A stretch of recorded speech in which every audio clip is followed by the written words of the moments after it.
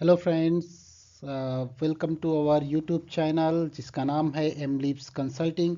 यहाँ हम बात करते हैं different kinds of industry related topics और आईएसओ रिलेटेड टॉपिक्स के बारे में।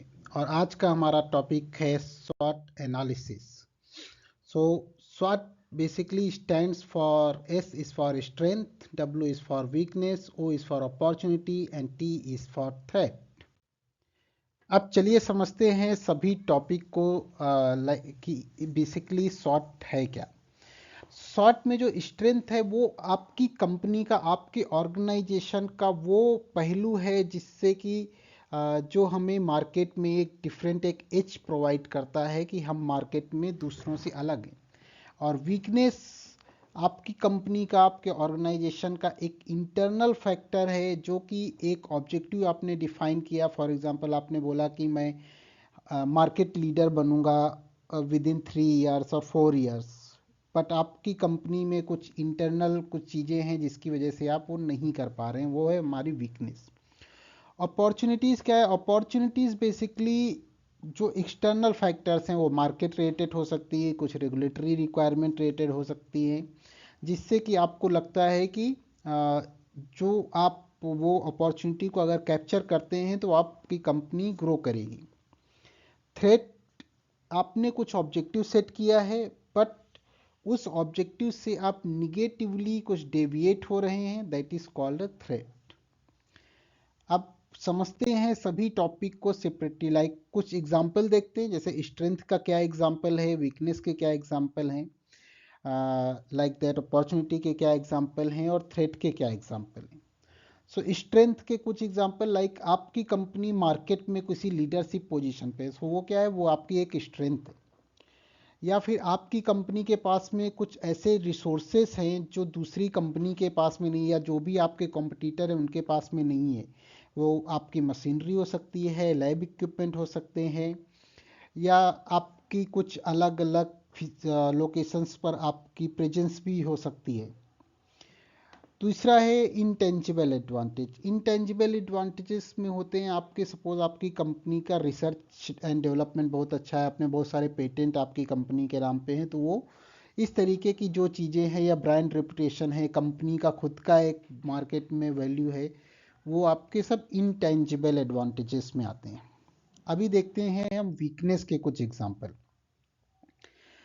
वीकनेस के फॉर एग्जांपल आपका कंपिटिटिव डिसएडवांटेज है मार्केट में।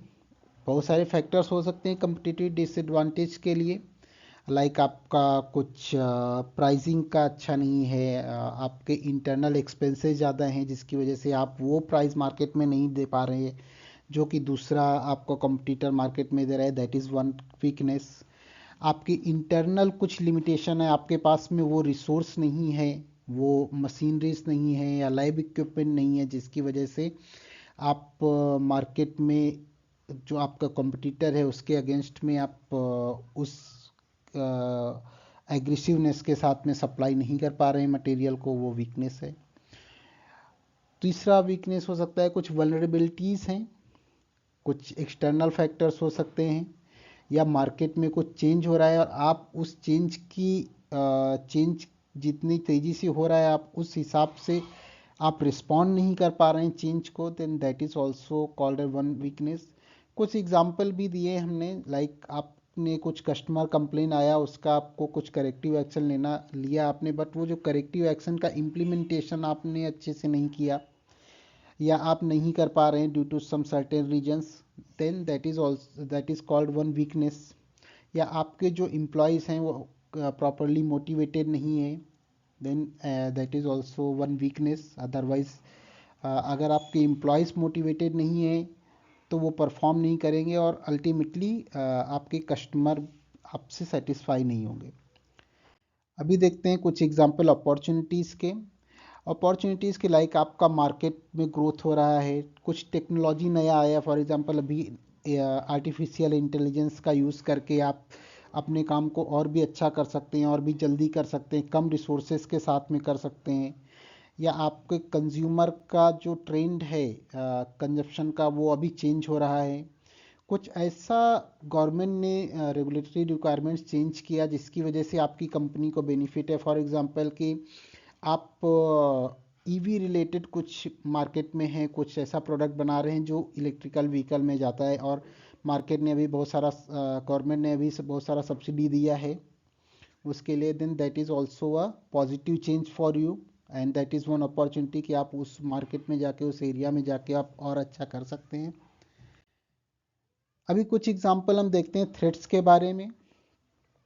आपका कम्पिटिटिव प्रेशर बहुत ज़्यादा है, आपके जो कम्पिटिटर हैं उनके मार्केटिंग स्ट्रेटजी बहुत ही ज़्यादा एग्रेसिव है, या कुछ इंडस्ट्री रिलेटेड चैलेंज, आपका ओवरऑल इंडस्ट्री का जो परफॉर्मेंस है, जिस इंडस्ट्री में आप वर्क कर रहे हैं वो इंडस्ट्री का परफॉर्मेंस अच्छा नहीं है, या कुछ एक्सटर्नल फैक्टर्स हो सकते हैं। आप जिस भी कंट्री में या जिस स्टेट में काम कर रहे हैं, हो सकता है वहाँ पे पॉलिटिकल इनस्टेबिलिटी हो जिसकी वजह से आपके यहाँ पे इन्वेस्टमेंट ना आ पा रहा हो, आपको वर्क करने में परेशानी हो रही है, या गवर्नमेंट ने कुछ ऐसा रूल लेके आ गई गवर्नमेंट जो आपकी कंपनी के, आपके ऑपरेशन के हिसाब से सही नहीं है, then that is also one threat.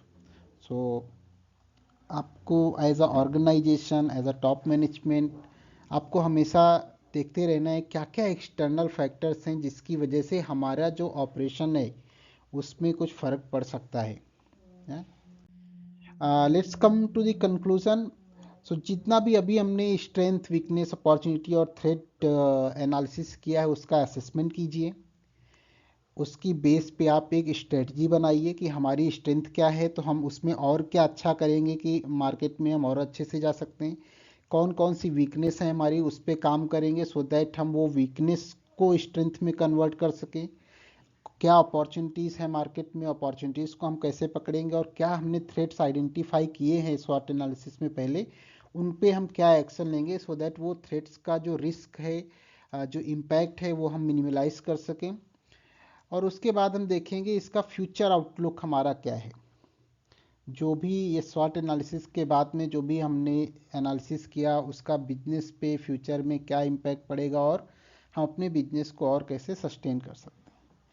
So friends, ये था हमारा आज का वीडियो स्वॉट एनालिसिस पे। प्लीज़ लाइक करिए, कमेंट करिए, शेयर करिए, और आपको ये वीडियो कैसा लगा, कुछ सजेशन है तो प्लीज़ हमें बताइए। Thank you.